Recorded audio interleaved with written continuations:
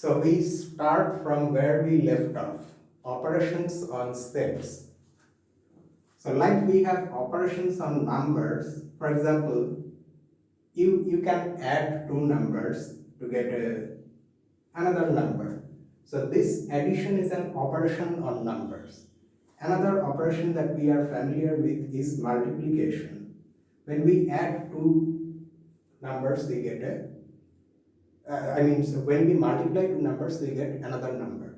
So just like that, between sets also we have operations. So we go through the basic operations on sets one by one. So first one is union of sets.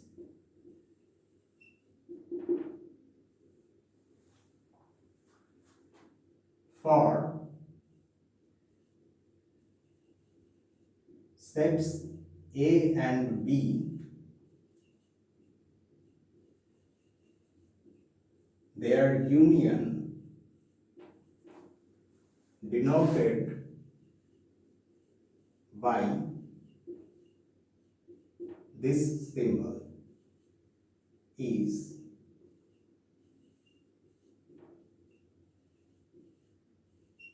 defined as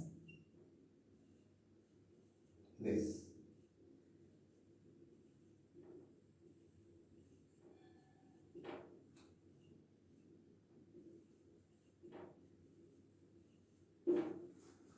So what this definition says, if we are given two sets A and B, then their union, which is denoted by this symbol, is defined as this set.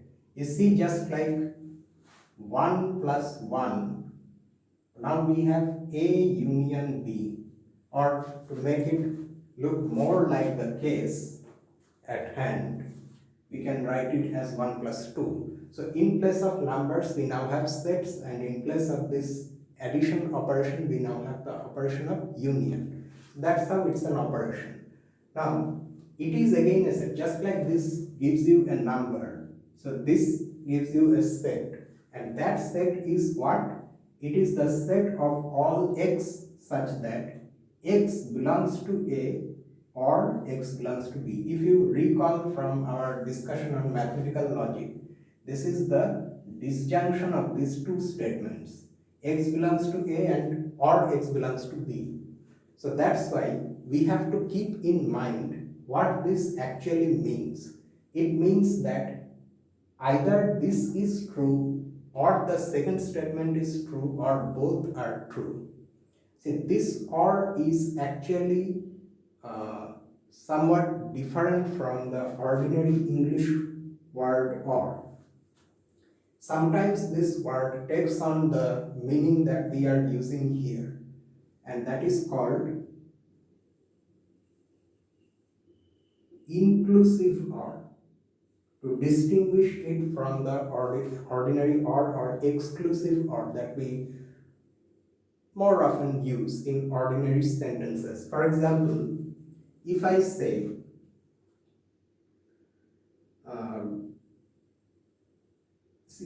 a sentence like this, I will either pass or fail in this examination. Now this sentence is also a disjunction because it involves the word or. Okay.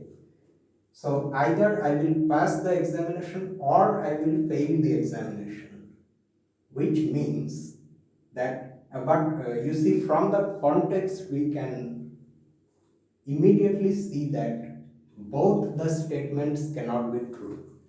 I am passing the examination as well as I am failing the examination. That is not possible. So from the context itself, we know that the or that we are using in this sentence is exclusive or. This or this means either this happens or that happens, but they both do not happen at the same time. That I know from the context. But in a different sentence, or may be used in a different manner. For example, if I say something like this, I took admission in that college where I was offered these courses, out of which I can choose either mathematics or computer, computer applications. Now, unless I am explicitly stated that these two choices cannot be taken at the same time, I don't know. I mean, I may take computer applications or mathematics or both at the same time. Okay. So in that sense also sometimes we use or. It depends on the context. But when we are doing mathematics, then we have to stick to only one meaning. Otherwise, ambiguity will reign. So that's why mathematicians have decided to use or in the inclusive sense, in this sense, in which we use this symbol V. Okay, disjunction. Disjunction of two statements is true when either one is true or the other is true or both are true. So we are including the common happening also at the same time.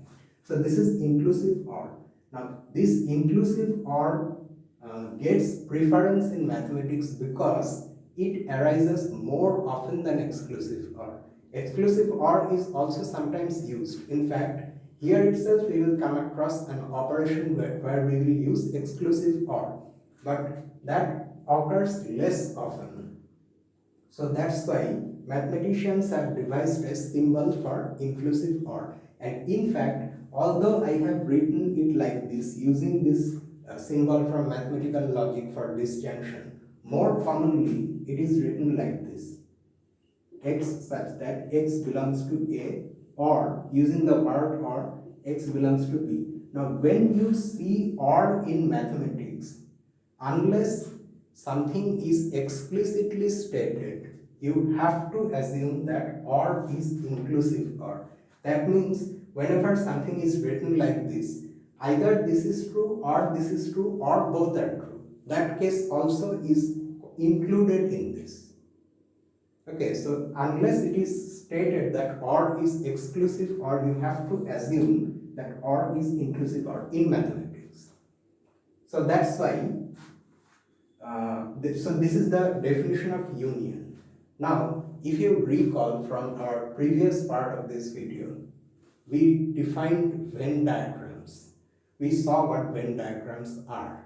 Okay, so from that we will see what the union of two sets in a Venn diagram looks like.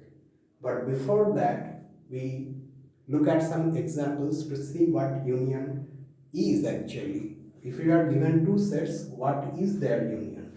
From the definition, you can see that the elements of A are in the union because it is the set of those elements which are either in A or in B. So the elements of B are also in the union or in both.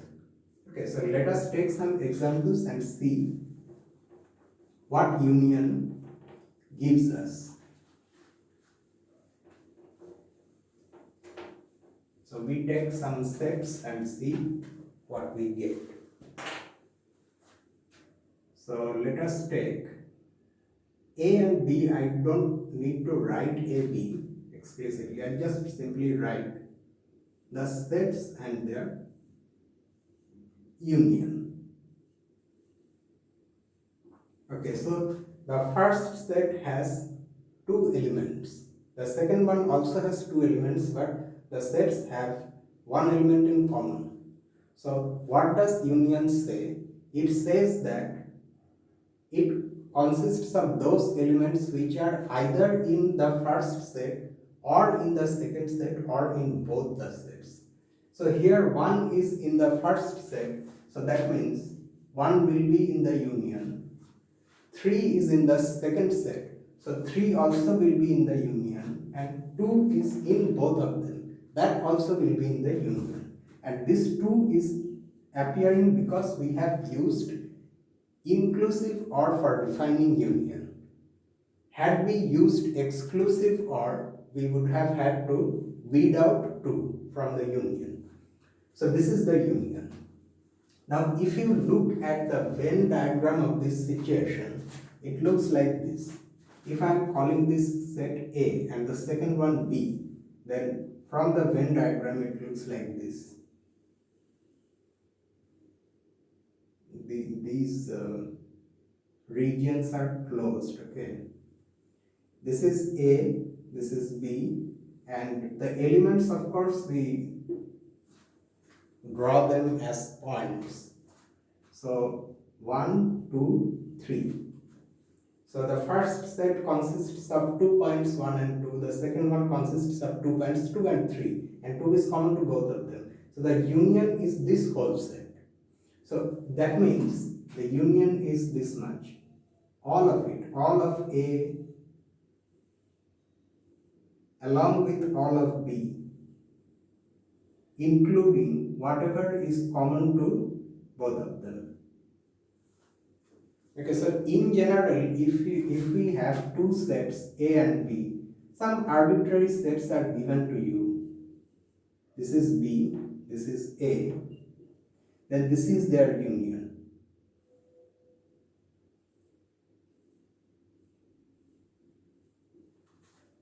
It has all the points of A, all the points of B, and anything common to them if there is. Now, this picture, although it looks like it is, for example, what will you do in this case? 1 union 2, 3. You see, in this case, there is no common element. So, you just write the elements that are there in the first set and the elements that are there in the second set, and anything in common to both the sets if there is something like that. But here we don't have anything like that. So in this case, the Venn diagram will look like this. If we are calling this A and this B, then A has only 1 point, B has 2 points, and this is the union. The union consists of these two regions taken together. When in general we are drawing Venn diagram, we make provision for having something in common in between the two. Now this part may not be present, so you have to understand that this is a more general drawing than this one. This one is a special case. This is more general case. It may happen that this region does not contain anything. Okay, that is okay, but you cannot draw a picture like this in this situation, because this picture explicitly tells you that there is nothing common in between A and B, whereas this picture is not telling you there is something common in between A and B, because this common region may be empty, it may not have anything. So in that sense, this is more general than this. So when we are speaking of union of two sets, the Venn diagram looks like this.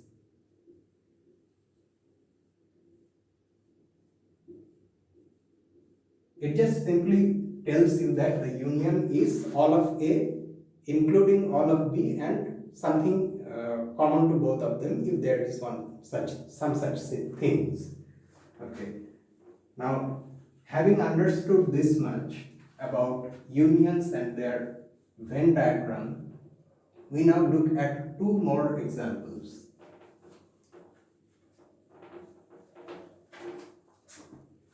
Okay. What about the union of these two sets?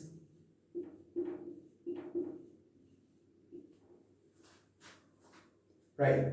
So the elements in the first set obviously will be in the union. So we have 1 and 2. The elements in the second set will also be in the union. But among the elements of the second set, 1 and 2 are already there.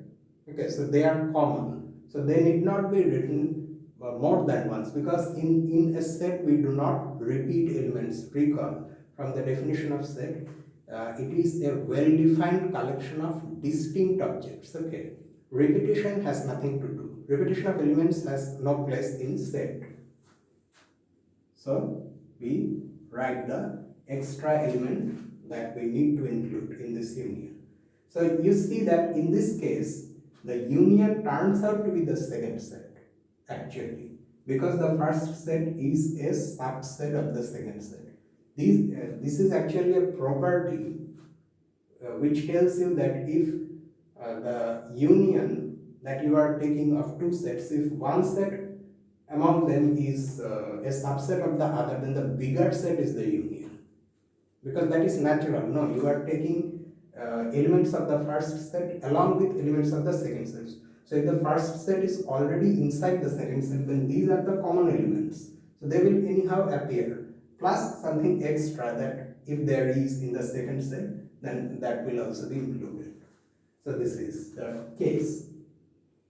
Now let us take an unnecessarily complicated example, just for the sake of it.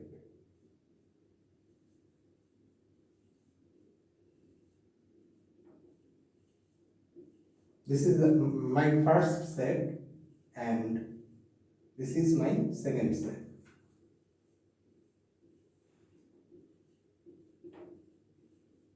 So we see that these sets have elements also as sets, but at the same time the first set has a number also as an element. It does not matter actually what the elements are or how they look like.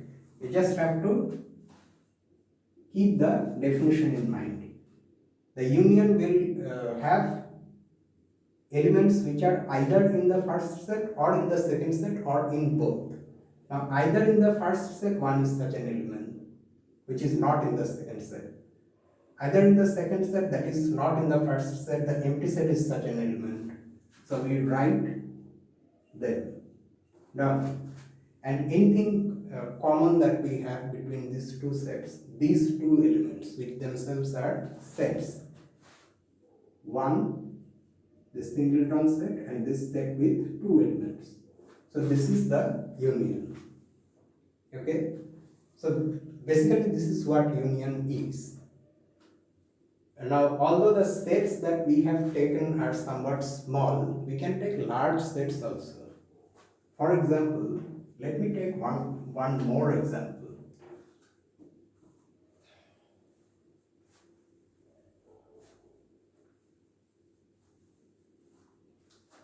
If I take the set of all negative integers and take its union with the set of all non-negative integers, okay, then what do I get? In my union, I will have negative integers as well as non-negative integers. So since integers are either negative or non-negative, so here what I am getting is nothing but the set of integers itself. So the set of integers has been divided like this into two parts. One has negative integers, one has non-negative integers. In fact, the set of natural numbers can also be written as a union of two sets in actually more than one way, but this is one particular way. The set of all even natural numbers union the set of all odd natural numbers. Now you have to understand that here by natural numbers we are meaning positive integers. Okay, as I have already told you, sometimes the set of natural numbers also has 0 in it, but sometimes it does not. It does not matter. If 0 is there, then you have to include 0 here. So this is what union is, the basic idea of union. Now this operation just on its own, it has some properties.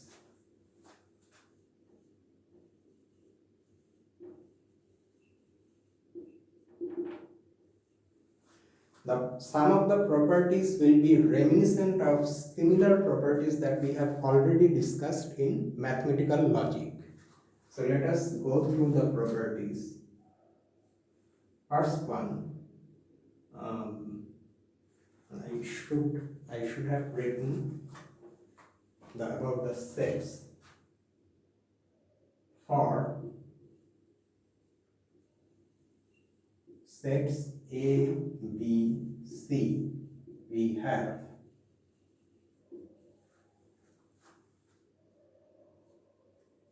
A union B equals B union A. Okay. When you are taking union of two sets, order does not matter. The order in which the sets are appearing, that does not matter. And this one, as you have already guessed, it has a name. It's called commutativity.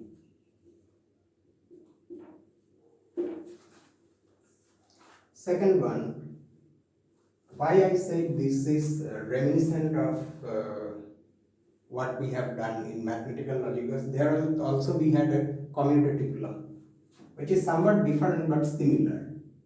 In fact, that law will be used in proving this one.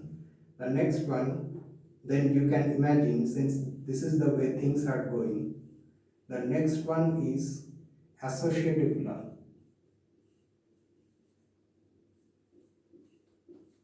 Or associativity.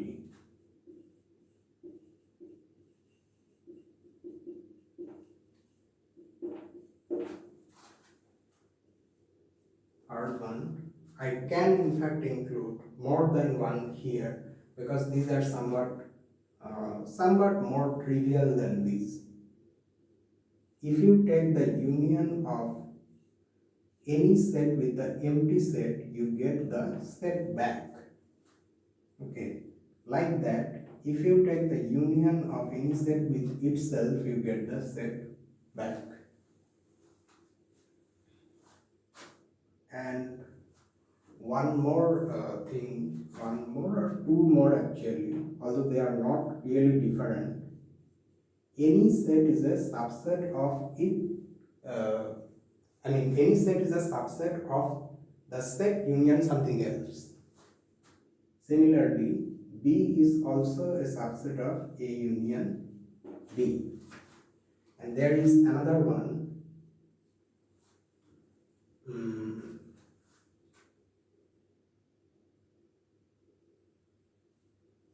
A union B is equal to A if and only if you recall from our mathematical logic discussion, this is if and only for double implication. If and only if B is a subset of A. Okay. So these are basically the laws. Have I missed anything? Let me just see. No, that's about everything that we have about unions. The main laws that we have are all shown here. So what we now do, we try to prove them actually. And this is important. So we start with, since this is the first operation and the properties about them, we prove all of them. Okay, from the second operation onwards, we will not prove all of them because then you will understand or get the general procedure for proving these things. So I will ask you to attempt to prove them. So the proof goes like this. Okay. Now, before we prove this, we have to decide what is it that we actually have to do. You see, if you recall from our previous discussions, I said something like this. Two sets A and B are equal if and only if A is a subset of B and B is a subset of A. And I have said that this is the general procedure for showing that two sets are equal. That showing that each one of them is a subset of the other. And in fact, this has a name also. This is called the principle of extensionality.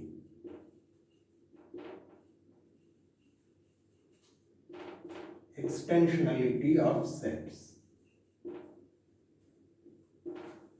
We are going to use this principle. Anytime in mathematics you see that you are asked to prove that a set is equal to another set, you have to show this. Okay, this is the standard procedure for doing this thing. So that means here also we show exactly that. We show A union B is a subset of B union A and B union A is a subset of A union B. This is what we have to show. Okay. Now, how do we show that A is a subset of B? According to the definition of subsets, every element of A must be an element of B. Or, in another words, this just simply means that whenever X is an element of A, this implies X must be an element of B. That's what this statement and this statement are one and the same. Okay, this is the definition of A being a subset of B. So here also we have to show that. So what we do, we assume an element in A union B. Okay. Now, what is the definition of union? We have seen just now. This implies X belongs to A or X belongs to B. But since we are going to use mathematical logic from this point on, I mean at least in this proof, every time we are using mathematical logic, but here we are going to explicitly use the symbols, okay, to show you what actually we are going to do with this situation. X belonging to A union B means X belongs to A or X belongs to B, that is disjunction. Now, if you remember the laws of mathematical logic, there also we had something called commutativity. And what that says, it says that if we have two statements P and Q, then P and Q, then P or Q is equivalent to Q or P. Okay, this is one commutative law, and there is another one involving conjunction, and this is disjunction or. Okay, now double implication means what actually? Double implication means P implies Q, P or Q implies Q or P, and Q or P also implies P or Q. Both are true.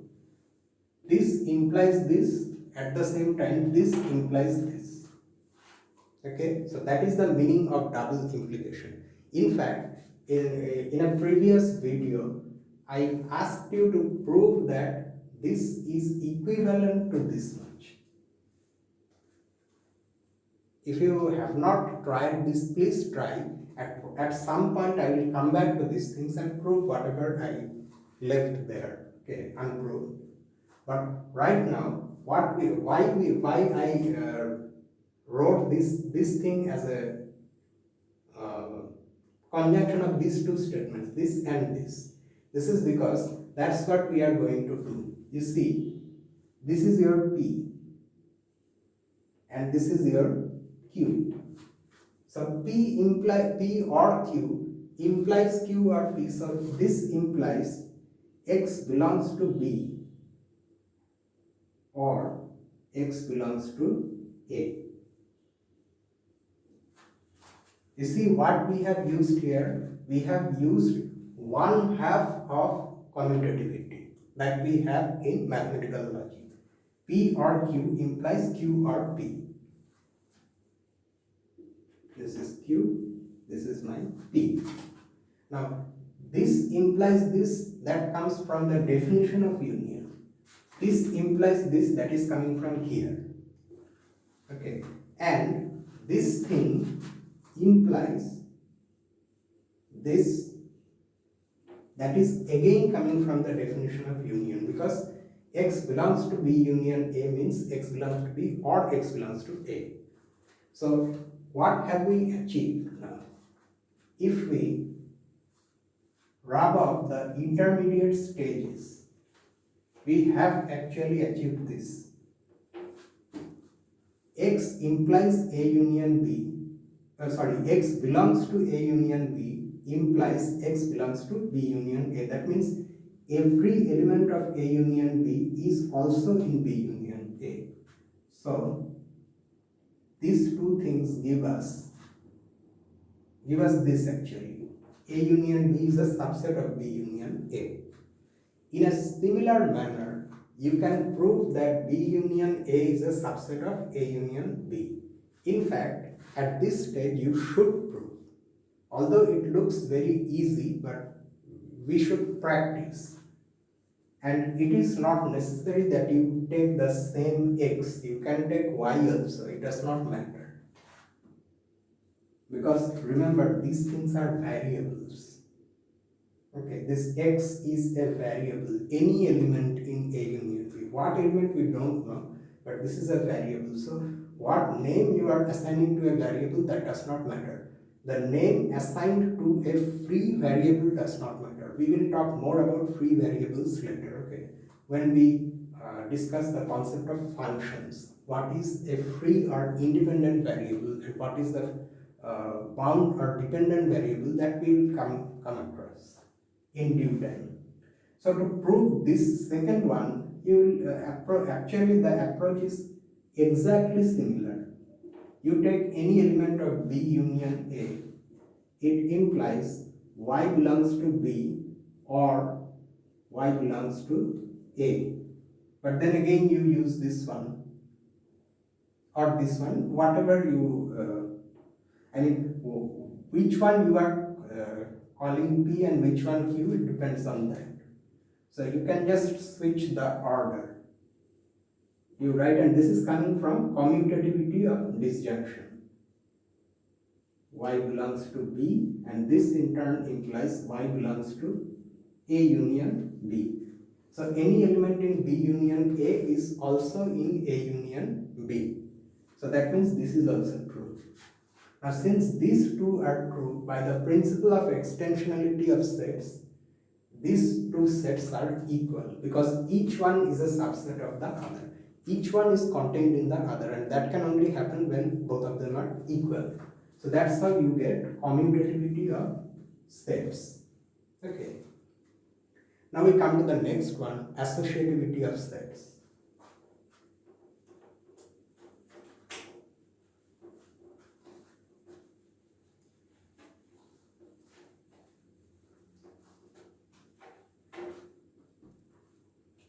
Associativity is this: A union B union C is equal to A union B union C. So here also again we have to prove that two sets are equal. That means we have to show that each one is a subset of the other. So proof. So we start by considering waves. First of all, suppose we are trying to show that this is a subset of this. So we take an element in the first set. In fact, you should write, to write a formal proof, we should not write it in a compact form, leaving out details. Okay, we can leave out some details, but that will be more clear when you are better experienced with these things and you really know how much you can omit from the proof without losing some crucial point, okay, without making it illogical or without leaving out important details, how to trim down a proof that has unnecessary details, okay, those things will come later. First of all, you have to write everything. So although I am writing here in a sketchy manner, so we have to start the proof like this. First we show that this is a subset of this, then we will write this. Let x belong to this. I have not written let also. So let x belong to this. Then what does it mean? X belongs to, again, it is a union of two sets. Now the first set is A, second set is B union C. So this means X belongs to A, or now since we already know what this English word or means, it means inclusive or. Now there is no ambiguity, there is no confusion as to the meaning of or. It's inclusive or. So instead of writing this this symbol borrowed from mathematical logic, we are just simply going to write or. So x belongs to A or x belongs to B.